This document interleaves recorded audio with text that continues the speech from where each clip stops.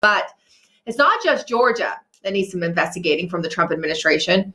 It's even in very red, supposedly red, I'll say, Arkansas, which, as we reported last week, is apparently having issues with election integrity, so much so that they are prosecuting LindellTV friend, retired Colonel Conrad Reynolds, who joined the show last week. He is advocating, as you know, for paper ballots only elections in Arkansas and the nation at large. We're now joined by election attorney Harry MacDougald. He not only represents Colonel Reynolds in Arkansas, but he has also worked in Georgia on some of these election cases. Harry, it's good to see you. We have a lot to catch up on. Good to be with you. Fire away. All right. I do want to get into what's going on in Fulton, but let's start with Colonel Reynolds, who, you know, is a good friend of this network, great American patriot. Couldn't ask for a better American, and yet he is being targeted by his state of Arkansas for quote unquote exit polling violations. How is this happening? How is the state attorney general justifying these charges against Colonel Reynolds, Harry? Okay, so the case against Conrad Reynolds, there's a co-defendant named Dustin Black, and Colonel Reynolds and Mr. Black were exit polling at a polling place in Batesville, Arkansas on November 4th of 2024.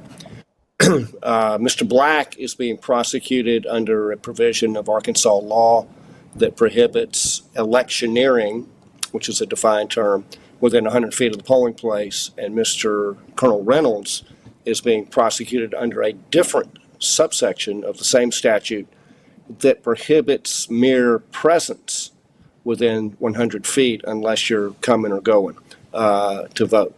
And so that's essentially an anti-loitering statute. It doesn't specifically mention exit polling, but it's being applied to Colonel Reynolds, who was engaged in exit polling. And there have been multitude of decisions around the country in federal courts brought by media organizations concerning whether they were allowed to carry out exit polling within these exclusion zones around polling places. And without exception, the federal courts have said that exit polling could not be prohibited under these statutes, whether they refer to exit polling specifically or whether they're just a general ban on presence like the one being applied to Colonel Reynolds. So, we feel good about the First Amendment protecting Colonel Reynolds, and so it's I like to think of it as the Constitution returning the favor to Colonel Reynolds after he spent 30 years in the military preserving, protecting, and defending the Constitution. Has anyone ever been charged with this violation before, Harry? Not to my knowledge. The anti-loitering provision was added in 2023, I believe, or 2021. It's a recent addition to the statute, and to our knowledge, no one has ever previously been prosecuted for that.